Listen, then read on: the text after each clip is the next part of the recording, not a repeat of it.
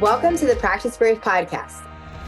I am the host, Brianna Battles, founder of Pregnancy and Postpartum Athleticism and CEO of Everyday Battles. I'm a career strength and conditioning coach, entrepreneur, mom of 2 wild little boys, and a lifelong athlete. I believe that athleticism does not end when motherhood begins, and this podcast is dedicated to coaching you by providing meaningful conversations, insights, and interview topics related to fitness, mindset, parenting, and of course, all the nuances of pregnancy and postpartum. From expert interviews to engaging conversations and reflections, this podcast is your trustworthy, relatable resource for learning how to practice brave through every season in your life. Hey everyone, welcome back to the Practice Brave podcast.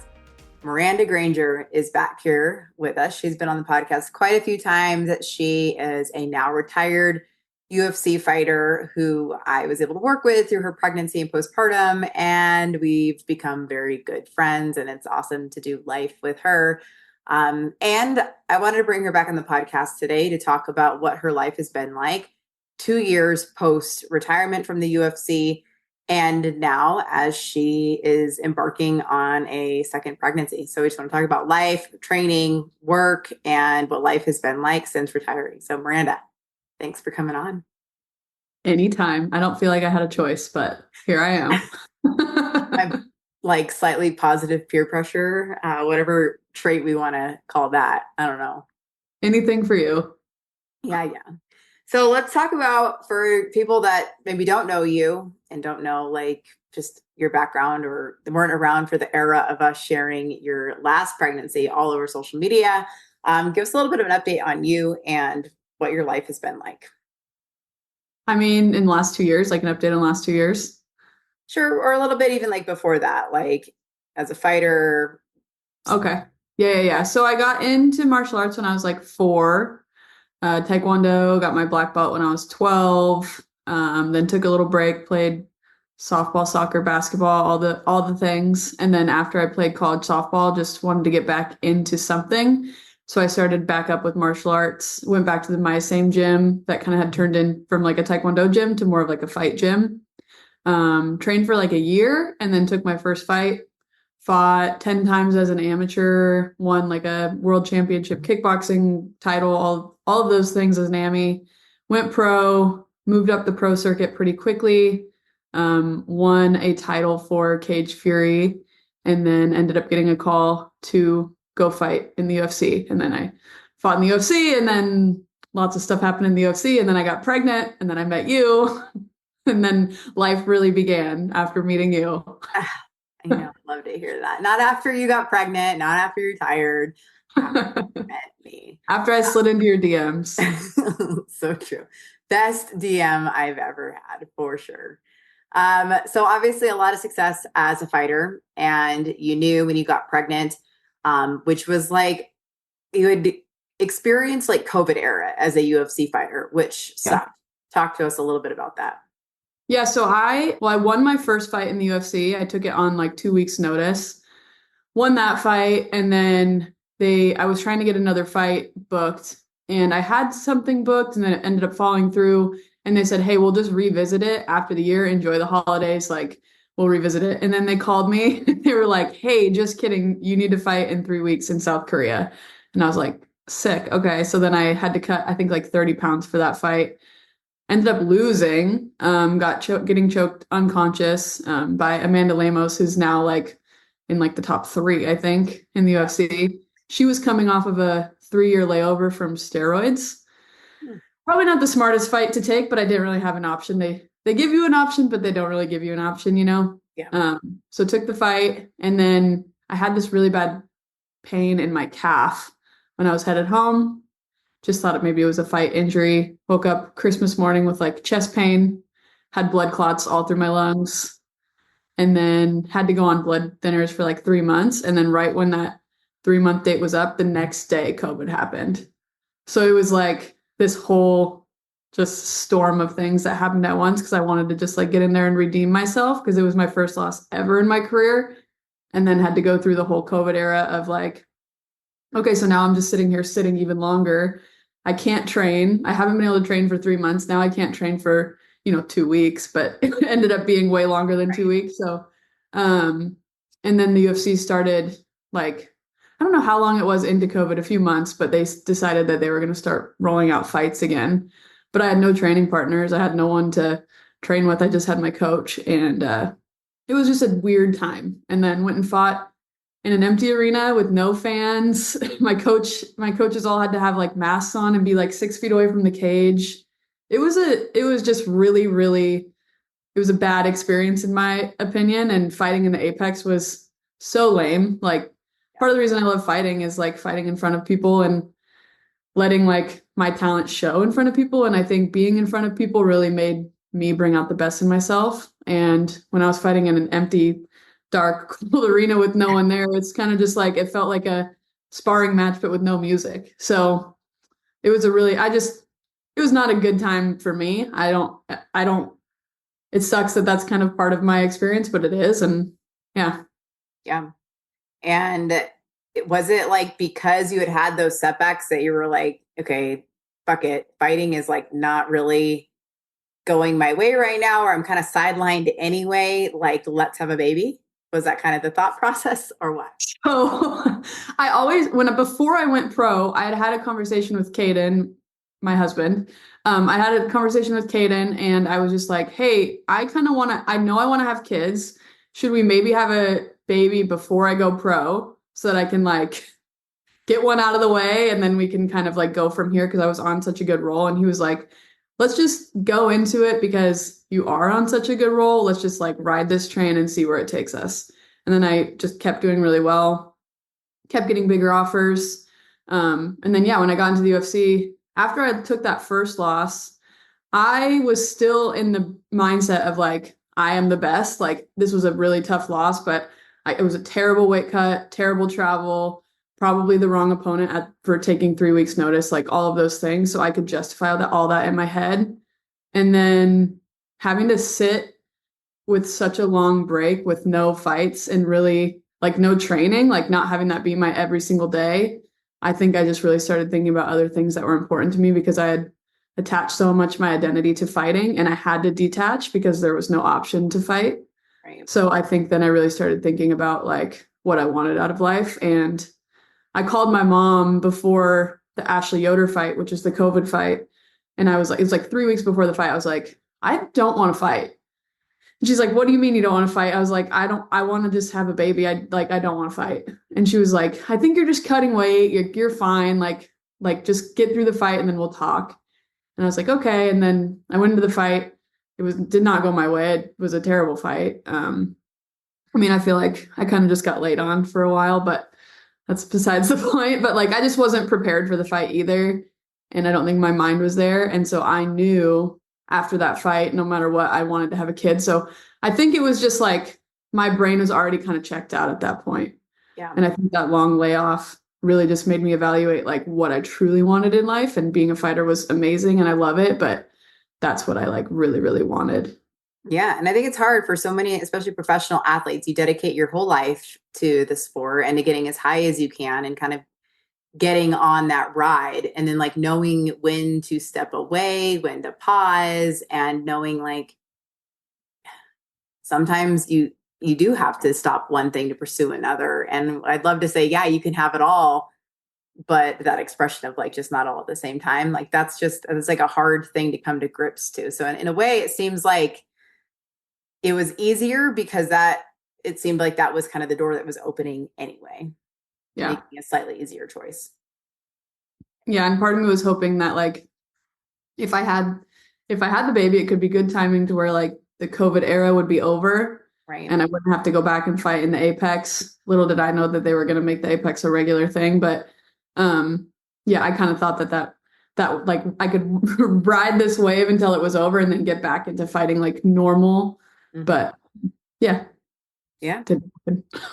So you trained through pregnancy with Austin, knowing that you wanted to make a return to the octagon after having her. That was the intention. Yes. And how did you feel during that last pregnancy?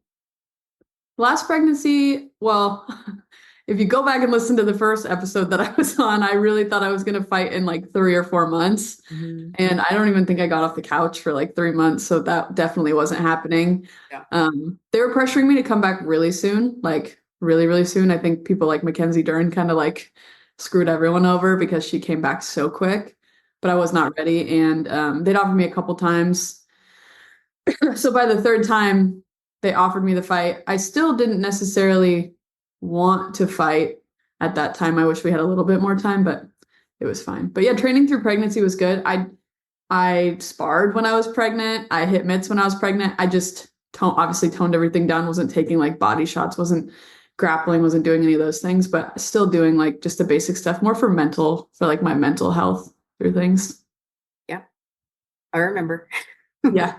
No, it was fun. And that was like the first time you really started pursuing strength training, because I mean, what I've realized after working with a few different MMA fighters is strength training is just not really an encouraged thing or a very consistently practiced aspect of your training. Even very high level MMA athletes have a very subpar strength training and conditioning. I'd say like subpar and sporadic. Like for me, at least, it was like, okay, we're going to dedicate these next 2 weeks to strength training. And then like we would go really, really hard to the point where I could barely use my muscles.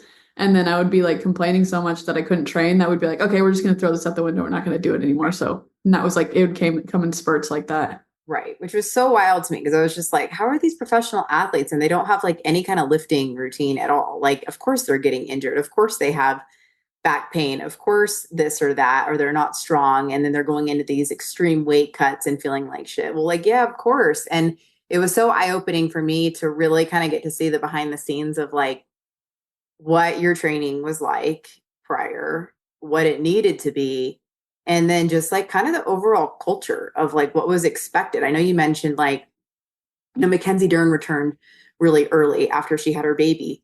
But like, I mean, it's not like anyone in the UFC or any fight organization would like know differently. I think we're told you're cleared and you should get back. And then there's sponsorships and there's timelines and there's contracts and there's all these different variables that women especially have to take into consideration when they are becoming moms and still wanting to be a professional athlete like that. And that just sucks, because at a very high level, that process of pregnancy, recovery, postpartum, best training practices, all of that is just not well understood whatsoever. And that was so glaring to me working with you. Yeah. I mean, I learned way more about myself and like my body working with you just in the postpartum era that I was in than I had in the 10 years that I had been fighting. So it's just crazy. Like going into my last fight with you, I felt stronger and like more conditioned than ever, which is wild to think that 11 months prior to that, I had just had a baby. Right. And that's not necessarily what you would think. Like, this is the best I've ever felt in my whole life. Right. But yeah, I think it's just because I had never taken the time to do just like the little things and like heal the little things. I just like, oh, my back hurts. Okay. I just have a bad back. Like, that's just what it's going to be. So yeah. Right. And so we kind of used pregnancy as a time to like drill in some of like your movement mechanics and like teach you to move better, even though your body was changing, even like your whole center of gravity was different. Like it was still getting you to be more aware of your body, more aware of some of like your predispositions, so to speak, just knowing like what fighting entails. And then, okay, then let's use pregnancy as an opportunity to just like almost like rebuild you. Like, let's just rebuild this athlete that has been grinding nonstop, wear and tear on the body. And instead of like continuing that through pregnancy, when like, what's the point? Like, you're not going to be fighting during that time. There's no sense of urgency. So like, it was a huge opportunity to just rebuild a lot of your fundamentals. And like, yeah, you got stronger during pregnancy. Like you put on muscle too. And it was like a really good, I think, way to sort of experiment with different approaches to training at a high level, knowing this is a professional athlete with a timeline, not just like your average like CrossFit mom or someone like me who like, yeah, like fitness is a priority, but like I didn't have money, time, obligations to it. Any obligation that like required me or any of us to like perform or look a certain way by a certain point in time. Right. So I think it serves as a great example of like, pregnancy can actually act as a significant opportunity for all of us to like re-examine how we train, what we're prioritizing, what we need, not just for that short-term picture, but more for that bigger picture. Right. So you did a good job of that. And when you had Austin, and I just remember you saying like, okay, so like, when can I get back? When can we start turning up volume and intensity? And, like, I feel good. I took some time. What was that postpartum process like? Well, I remember I was feeling pretty good at like 4 weeks postpartum. I was having like a couple days in a row that I like felt like my energy was okay and I wanted to just get out of the house. Mm-hmm. And I went to the gym and you were like, you can do like very, very stationary, mellow movements. And I felt good during that. So then I actually ended up like hitting mitts that day and it was really bad. It was just really bad for me, like especially later that night. Yeah. I started like bleeding really bad. I had a lot of like stuff that came from it. And you were like, well, I can't say I didn't warn you about that. You're like, I think you broke my vagina. What are you? And I was like, okay, we're going to elevate your feet and we're going to ice it right now. Yeah. But I think I needed that in order to realize like, oh, this is like real. Not that I didn't think it was real, but like, this is not just like someone telling me that I should or shouldn't be doing something. Like this is like legit. And I need, unfortunately, like that's my personality, is that I need to test something out and have it go wrong myself before I actually listen. So I did that, but then I feel like I really took it, like I took a little bit more mellow. It was hard for me. And I felt like every time I turned a corner, there was another obstacle or something in my way. Or when I was finally feeling good, like we had issues because I was like peeing when I was sprawling, that kind of stuff. So everything started going right. And then something would go wrong, or there would be like a little bit of a setback. Yeah. And you get really frustrated, but I feel like having all of those setbacks and kind of figuring out why they were happening made me stronger in the end. So yeah, and like setting you up for like a body that needed to serve you as an athlete well beyond, that one fight postpartum or whatever, like making sure that you feel really good now, 2 years postpartum, or, honestly, on behalf of the rest of your life and how you choose to use your body. So I do think that there's a sense of urgency for so many postpartum athletes, especially professional ones, because they have, again, these important obligations of these timelines, of these sponsorships, of these contracts. Those things are very valid. But even still, I think it serves as a reminder of like the more patience you can have with the process and the more trust, the fastest route, like that's just going to be the fastest route to actually having success, not just in your short-term goal, but in your long-term quality of life and performance.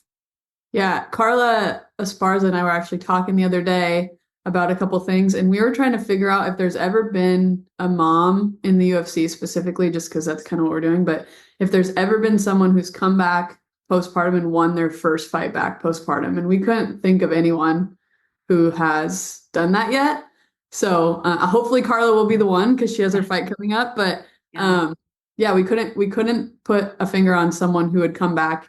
And I mean, I know I was working with you, so I know I was doing all of the things that I could do. Right. But I think it really takes a lot more time than I was actually even given, no matter how good I felt, not just physically, but also like mentally, to get back into that like state.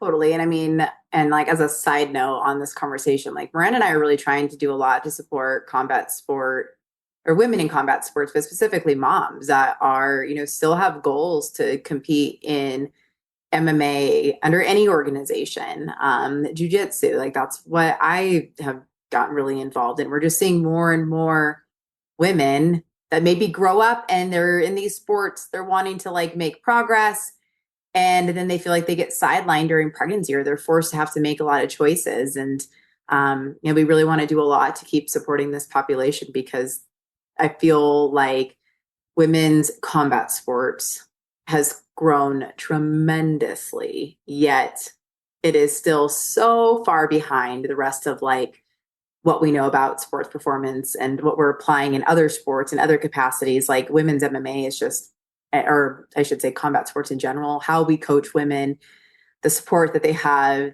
the exposure, the understanding. I mean, it's decades behind. It's just, we have a lot of work to do. And definitely trying to do that, and appreciative of people like you and Carla who have just really bought in. Angela Lee, like so many, like those, you three in particular have done such a good job of like trying to highlight that you can do both, and like there's a strategic way to do it. There doesn't have to be this crazy urgency. But I do think it's interesting. Like I would like to know that fact too, of like who's come back to win, and if they're not, why? Yeah, I actually do think Angela Lee did win. Yeah. After having her, but yeah, we were just trying to think of fighters in the UFC. Yeah, I really couldn't think of anyone, especially like just within the time. I mean, started paying attention more obviously after I got pregnant. So anyone after that, I really can't think of anybody. So yeah, and I mean, I think it's just hard. Like you have to like call a spade, right? Like you are not sleeping. Your hormones have changed. Your training has been different for 2-ish years. And by not making it different, you actually make yourself worse. Like if you're trying to like maintain through pregnancy or get back to it ASAP postpartum, like you will make it worse more so than you'll make it better. right. So I think there's so many different factors at play. So you like really have to be strategic with it. And then there's variables that are just outside of your control, like who you get matched up against, the timeline that you get matched up with, how many fights are left on your contract, things that I think the public don't totally understand. So can you shed some light on those things? Yeah, I mean, just an example of like who you're getting matched up against. Like I thought I was going to get matched up against someone different when I originally took the fight. Or else I probably would have asked for more time given the opponent that I actually ended up fighting. The girl I was supposed to fight, we matched up really well against each other. We were both strikers. It felt like a good fight for me to come back. It felt like my skill set, I already had like that built-in skill set that I knew that I needed. And then once I like signed the contract, then they switched the opponent on me. And I was like, okay, well now I'm roped into this. And now I have to learn a whole new set of skills. I was fighting Corey McKenna, who's like an amazing wrestler. So, which is not what I am by any means. So we tried to not only recover me from like postpartum like birth and all of that stuff, but also make me into a wrestler in like such a short amount of time. Yeah. So there's just so much stuff that goes into a fight beyond just like the training of it. And I think for me, one of the hardest things was just like the mental side of things, and knowing that for the past 9 years, 10 years, however long I'd been fighting, I would literally have been willing to die in the cage. And now that I was like fighting for something completely different, and it was really hard for me to flip that switch. And I don't think I ever was able to flip that switch, especially like in the fight and stuff too. I was never able to get there. Yeah. Yeah. I remember you saying like, you just felt like much more passive versus like the aggressive and like, I don't know, like you, of course you got that dog in you, but like, it's just maybe a different kind of dog now. Like, I don't know, like you just couldn't quite turn it on in the way that you were used to or that you wanted to. And I mean, again, there's a million factors that go into that anyone who competes, especially in any kind of like combat sport, knows. Like you got to be dialed. And I mean, it's not just your physical game, it's that mental game. And when you've been out of practice like that, it's a hard thing to have to rebuild too, is that mindset that's needed. It's just different. Yeah. Yeah. It's like I went from a pit bull to like a golden retriever. It's really what it felt like though. It was just like, it was this switch. And I remember being in the fight and just like thinking like I need to get up, but I'm like, if I get up, I'm going to get elbowed. And if I get elbowed, I'll probably have something on my face. Like, I was thinking about all these things, like, because I'm a mom and not because because I was a fighter. I couldn't, like, it was really hard for me to separate the two when I was training and when I was in the cage, especially. So yeah, just a lot of things go into it. Yeah. So that was almost 2 years ago. Exactly. We just passed that 2-year date. 2 years ago yesterday. Chance's birthday or whatever. And so Chance's famous quote, why did you lose? Yeah. Oh my God. That was like one of those moments where you just want to like punch your kid, where you're like, shut up, stop talking. So yeah, Chance had turned 5 that day. Yeah. And Miranda, like walks out and like we're hugging, she's crying. And I'm like, I love you, I believe in you. And Chance is just like, why'd you lose? In like the most just Chance way ever. I love Shut him. up, Chance. Stop saying the obvious things out loud. That's so cool that they were able to come and watch the fight and be there. And like, I'm really happy that you guys were all there. And Austin, we had to pull out of strings, but like you guys ended up getting into the fight and stuff. So Austin was there, and all those memories to me are like, way more important than any win or anything could have been. And I wouldn't have said that a few years ago. So I'm just in a different place in my life. Yeah. Well, I think it's like athletic maturity just kind of takes on a whole new like identity and personality too once you become a mom. Like, and it's not to say that you couldn't go and fight. It's just like what that means to you and how you define yourself as an athlete has just evolved. And like that's okay. Like we were watching the Olympics are on right now and like we were watching water polo and I was like, I love water polo, but I don't miss it. Like I don't miss it. It's so weird. Like I love the sport. I respect it. I understand it. I spent so many years attached to it, playing and coaching, but like I don't miss it. I have no desire to put on a bathing suit and go play like pick up water polo. Not that that's even a thing. But like especially here. But like there's just I think that there's a lot to be said for kind of like moving on and outgrowing something that doesn't really serve you anymore. And it's not because you don't love it and that you don't appreciate the time you spent with that sport or that whatever, just your time in that environment. But you just kind of get to a place where you're like, I'm done with that chapter and you're able to move on. And that can sometimes be like very clear. And other times it just feels like a really messy breakup. So how did that feel for you? Yeah, I think I started experiencing that like now that I can really take a step back and like think about it when I did have to take this long break because of COVID, because I was so in the mindset of just attaching everything to fighting that's all I wanted. It's all I wanted to do. I didn't really have to think about anything else besides fighting. I didn't think about friendships. I mean, luckily I was married and like had a relationship that was with me through it all. So he understood, but like, I just didn't put my energy into anything else besides fighting. And when I was forced to sit and take a break, I think I don't know if you even want to call it a downfall because I wouldn't change anything about my life now, but like I think that was the downfall of my career in fighting because it really forced me to just like separate the two things. And like, okay, well, if fighting's not going to be around, who knows how long it's not going to be around? Like, what am I going to do? Who am I? Like, what is my life without this? Yeah. So I think once I got into that headspace, I couldn't get out. Like I couldn't bring back like the fire that I needed to keep like the ball rolling. And like and I even like you tried too. Like that's the thing. Like, and I think that's also the hard part is like that fight that you have with yourself to like athlete bring your way out of that thinking. Cause we're so used to being able to almost like self manipulate where you're like, you don't get to feel like that. Don't be a little bitch. And then try to ride it. And then like later when you're able to take that, like you said, that step back and just sort of examine like, okay, you know what, that was like probably a clue or that was like my intuition. But that was like the first step in me seeing like beyond my right now. And, I think it's all part of that like athletic growth process. And again, that looks different for every single person. And it's also like we see so many badass moms, like I said, the Olympics are going on that are like, hell no, I'm not done. I still have some unfinished business. And like that is amazing too. Like both whatever you decide to do, whatever your life looks like, whatever your own season starts to shift, like that's okay. Like we get to see this expressed in so many cool ways at so many different levels. Yeah. So let's talk about what life has looked like for you since retiring. So it's been about 2 years now, and you're still in the fight game, but in a different capacity. So what does that look like? Yeah. So after I finished fighting, a couple months after that, I called my manager, Rob, who owns Cage Fury, the organization I fought for right before going into the UFC. Rob and I had a really good relationship. Our families are super close. He was just an amazing person to fight for and an amazing manager. So I just told him, I'm like, hey, if you need any help, like if you just need me to come to shows and help out in any capacity, like just let me know. I'd love to be there. And he's like, yeah, we have a show next month. Why don't you just come out and observe and you can kind of help out and we'll just stick you in somewhere. So I was like, okay.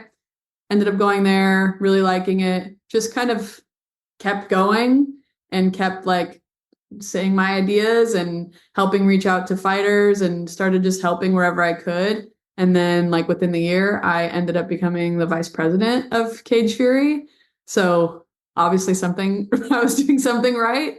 And now I'm just, I'm really happy to be where I'm at. I feel like I'm helping a lot of fighters chase that same dream that I had. And I know what it takes to get there. So I feel like I'm able to show them the best path and the best route to get there, and to see these fighters that want all the same things that I did and see their passion and see their drive, and just to be able to see them go on to that next level, like that means just as much to me as it did when I got into the UFC. So yeah, and I think it's cool. You get to act as like a mentor where you're not like coaching, but you're like helping kind of like guide and provide some opportunities and just like really still like get your fix of the game, so to speak, without having to be like fully immersed in the game as the athlete yourself.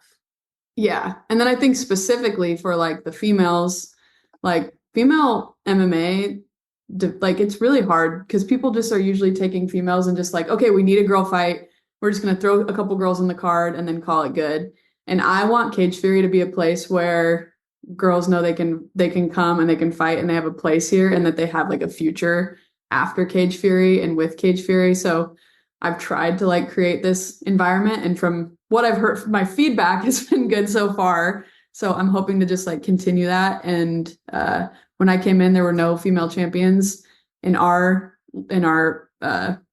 organization, and now there's a 115, a 125, and a 135. Well, our 115 and 125 just went to the UFC, but there was this year. So I think I'm creating something. I want to create like a place where women feel comfortable fighting, and where like I could be that person for females too, because there's just not that person right now.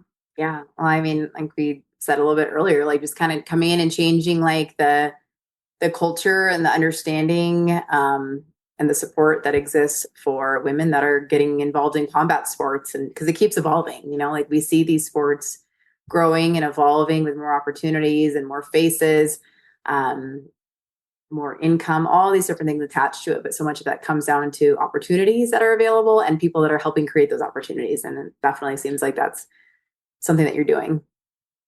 Trying. You are.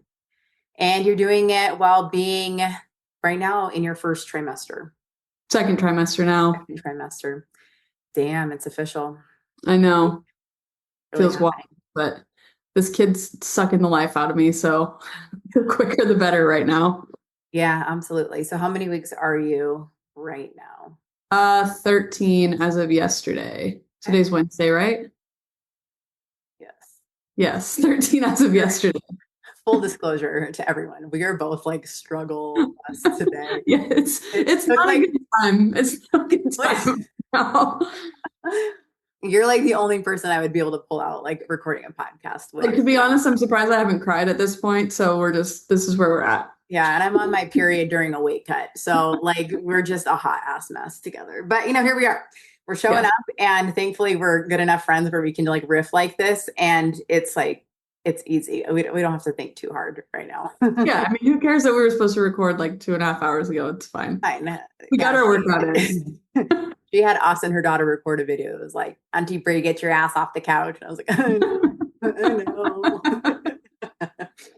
I'll go work out and then I'll shower and then I'll record this episode. Okay. Hey, but we're making it happen. So you are in your second trimester. You are feeling like shit. And have you been feeling like shit this entire time? Yes. Yeah.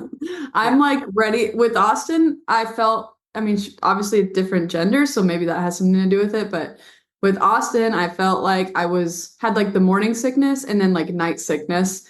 But if I ate anything, it would go away pretty much instantly. Or if I went out and took a walk or something, like it would go away pretty instantly. And with this one, it's just like, I just feel hungover all day long. I have heartburn. I have like splitting migraine headaches. Working out usually makes it worse. I'm like, I don't know what to do, but this kid is like literally sucking the life out of me. Yeah, that's fun. That little boy energy is just already like taking all of yours, I guess. Yeah. So I feel like it's maybe foreshadowing to what is to be expected for this little boy, but we'll see. Well, yeah. I mean, I'll try not to project too much, but little boys bring a whole lot of chaos and energy to the mix. So yeah, that is, at least in my experience. I have all little boys around me except for my daughter. She's like really one of the only little girls, but so I feel like I at least know what I'm getting myself into, but I know it's still going to be full of lots of surprises. Oh yeah, dude, it's going to be awesome. So you are, as a former professional athlete and still someone who very much values health, fitness, working out, all of these things are still exceptionally important to you. You've been a little sidelined. Yes. And that's okay. And you can see that now, that it's actually okay, even if it sucks. But it doesn't mean that my athlete brain doesn't still like nag on me. Like yesterday when I could not get off the couch, I was like, just go for a walk. Just go for a walk. Let's just go for a walk. And I went for a walk and then I just felt 20 times worse after I went for a walk. So it's just like, it's like sometimes that part of me still wins. And then my body's like, I told you, but you didn't listen to me. But again, I have to do things in order for myself to learn. Yeah. And you are doing the pregnant athlete training program. And I just did that. And making sure that you are going to be a strong bitch, even if you feel like a weak one right now. That it will help you later. So yeah, it is hard to override that athlete brain, sometimes for better or for worse. Like sometimes you need it, other times you need to like just kind of accept that today's not a good day, or maybe I only do half the workout, or the intensity of it, or cut the volume in half, like whatever it might be, to just like make the workout work for you on any given day. And I hope that as your pregnancy continues, the further you get into your second trimester, maybe the less shitty you feel. Yes. I mean, I've definitely been having days of like non-shitty. So today's been an okay day. So we did the workout today. I felt good today. Yeah. We're going smooth so far. Yeah. I mean, if today is a good day, it shows us the bar is just that low. Okay. It's very low. It's a very, very low bar. If you can be better, if anything would probably be better than the day I had yesterday. So I'm just, I think yesterday I just called you crying for really no reason. I just needed someone to cry to. So yeah, you absolutely did. And I was a hot ass mess in a different way. Coming off of travel and starting my period at the Vegas airport with no tampons in sight. And yeah. My boys. But your misery helped mine, so that was great. Yeah, I mean, whenever you can have a friend who like makes your shitty situation seem like a little less shitty, and it's like a win. So, okay. So pregnancy so far, you've been training in the ways that you can, and this time you don't have a pending fight postpartum. So what are you hoping for this pregnancy, for this postpartum, like your body, like, and how you're feeling overall compared to maybe last time? Well, I'd be lying to say if I didn't have like a little bit of anxiety about it. Last time I knew that no matter what, there was going to be a date where I was going to be in the shape I wanted to be in. I was going to look the way I wanted to look. All of those things that like, no matter how much I tell myself, like, it doesn't matter. Like, it's hard to like remove from your brain. One thing that I stopped doing after my last fight was weighing myself. I think that helped me a lot. I didn't weigh myself until I went to the doctor to see how much I weighed after, getting pregnant, because that was the first time I'd stepped on a scale or whatever. And at that point, it didn't matter because I was like, I'm pregnant, so who cares? Yeah. So I think I'll still probably keep that up after. I like to think that I would. I don't really know what it looks like. I know I just want to like fuel my body and work out in the ways that feel good for me and continue to do things I like to do. I started like playing soccer again, picking up like old sports that I used to play, doing that type of stuff, and just being able to show up for Austin and my new baby and not feel like I'm like, I don't know, a couch potato mom. Not that I think I would ever be that, but you start questioning yourself when you're like pregnant and laying on the couch all the time. Yeah. But I don't know. I don't have any like high expectations for myself, and I definitely don't have the pressure of like needing to get back as soon as I was, but also that comes with like a little bit anxiety too for me. Right. Of like, well, now that I don't have an imposed timeline, am I going to be able to like do it on my own terms and actually like feel good and look good and do the things that I want without like, basically without someone or something that's like, let's go, bitch, here's some accountability, Right. But I tell like, we see this so often with athletes, obviously beyond just the professional space, where like they'll sign up for a bodybuilding competition or a CrossFit competition, or they'll sign up for a triathlon, or, like if they're in jujitsu or something, they'll sign up for like some kind of like grappling event so that it like kind of kicks their ass into shape. Right. And I understand that strategy. I've been there. I have done that. But also I think like postpartum is a time where like your life kind of needs to look different, and it's okay for it to look different, because I promise you will have those opportunities. There will always be a race. There will always be a competition. There will always be an event for you to do that, isn't forcing you to do more than what you're actually ready for, where like the focus is the energy is being given somewhere that it doesn't need to be given at that point in time. Like there's still lots of ways to take care of yourself, to honor what your body needs, to feel good, to maybe lose weight or to get stronger without having to like have something attached to it that like forces that on you. So again, Right. everyone's autonomous experience, but it's just kind of like a word of caution along these lines. Yeah. And I do think with my last pregnancy, like going into the fight, I experienced a little burnout just because I was like, I don't want to be training today. I want to be home with my baby. I want to be doing this. And I had to, like, I didn't really have a choice. So I am looking forward to that. I'm looking forward to just like having things be on my own terms. I think it's just that those deep rooted seeds that have just been in me my whole life that have like exceeding everyone's expectations and being that person. It's just really hard to break that no matter what, no matter how much I know. And even like right now, I know that I will be 100% fine and that I'm a super just naturally active person. I like to do active things, but it's really hard when you're in this like season to like get outside of that. And no matter what, I know those little deep voices in my head like still attack me all the time. Yeah, no, athlete brain is a bitch that never fully dies. She just like is Yes. quieter sometimes and then really loud other times. So you just gotta like know how to like smack her around a little bit. Yeah, you experienced that when you got back into jujitsu. So Oh, yeah. Yeah, it's so stupid. It's like so stupid because I'm like, I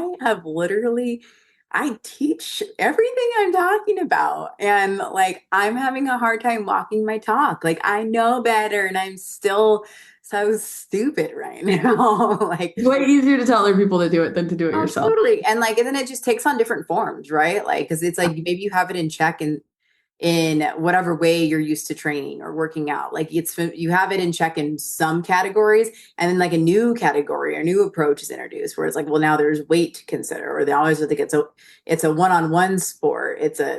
You're literally like fighting a person. That's like different, So it's like it exposes a lot more vulnerabilities and aspects of athlete brain that I think maybe weren't as examined before or as well understood. Like there's not as much self-awareness because there's just different entities of athlete brain. It's different when you're like, I'm just going to try to get in a workout at 6 a.m. versus like, oh, I have a competition I need to train for. Right. So it's an ongoing, like it's just an ongoing process. And I can see how, motherhood certainly opens our eyes to it. But I think as we get older, and then we have things like perimenopause or maybe like just life events and injuries and setbacks and whatever it might be, just like how our training changes, how our body just changes as our life changes. Like we got to come to grips with like navigating that and just doing what we can, leveraging athlete brain to work for us so that we can still like get the shit done that we want to do. And also like knowing how to not let it self-sabotage. And that's an ongoing life lesson. Right. Here we are. And like I said, preaching, but also like awkwardly walking my talk and like sending you messages like the fuck is going on with this and that, my body and my brain. And I'm like, you're fine. But if I was in that situation, I'd be freaking out too. Yeah, it's so annoying. So, but I mean, that's why we have each other. That is why more women need to have that support, especially in like combat sports, and feel really supported when they're thinking about becoming pregnant, when they're pregnant, when they are postpartum, when all of these like vulnerabilities are exposed, but they still have this identity attached to being an athlete and to fighting and to competing and doing these things that still really matter. But then having a voice of reason, because so much of I'll say like the overall overarching fight culture is male dominated and really old school coaching and thinking and training approaches. And like when you already have athlete brain, it is so easy to get sucked into the more is better. You just have to be tougher. You got to train harder, do more, like more, instead of really like having a lot of self-awareness around like leveraging your training and being really smart with it and giving yourself time here. Or now this is a time to push. This is a time to scale back. Like we don't have as much support around really understanding what women need who are participating in sports in that capacity. Right. I agree. So we'll try to keep changing that. And if any of you are listening, you're like, hell yeah, I have some input and some cool connections and things, you can help Miranda and I sort out exactly what the future of this looks like. But for now, we're just here to like help support a lot of different combat sport mom athletes, or soon to be mom, combat mom. Yep. Combat mom, sport athletes, so many words. But Miranda, I think it's going to be really exciting to see how this pregnancy unfolds, exciting to see what your postpartum process is like this time. And it's going to be different. And I think it's going to be different in like really positive ways. I think so too. I'm happy to still have you around. Oh yeah. Can't get rid of me now. And yeah, I'm excited that you're going to be doing that program to see like your butt get a little bit bigger and stronger, and it's going to be good. No, Caden's already happy with that. So he always has you to thank for that. Yeah. We got to build the booty during pregnancy. But thank you for coming on this podcast, for sharing a little bit of your history and also like all you've done in the last couple of years. And we're excited to just keep watching it all unfold. Love ya. I love you. Where can people find you if they want to stalk you on social media? Miranda Granger on Instagram. And that's really all I use. But you could also, if you want to follow me on Twitter, you can. Grangerous MMA. I don't Twitter anymore, Miranda. Oh, X. Yeah, so, you're millennial. See, I really don't use it. I really don't use it. Yeah. Pretty much just I'm the old one. I know. Sorry. You are old though. I know. Ugh, whatever, dude. All right. We'll talk soon. Thank you. Right. Bye. Thank you so much for listening to this episode of the Practice Brave podcast. If you enjoyed the show, please leave a review and help us spread the work we are doing to improve the overall information and messaging in the fitness industry and beyond. Now, if you are pregnant and you are looking for a trustworthy exercise program to follow, I have you covered. The Pregnant Athlete Training Program is a well-rounded program for pregnancy with workouts for each week that are appropriate for your changing body. That's 36 weeks of workouts, 3 to 4 workouts each week, and tons of guidance on exercise strategy. We also have an at-home version of that program. If you are postpartum and you're looking for an exercise program to follow, the 8-week Postpartum Athlete Training Program would be a really great way to help bridge the gap between rehab and the fitness you actually want to do.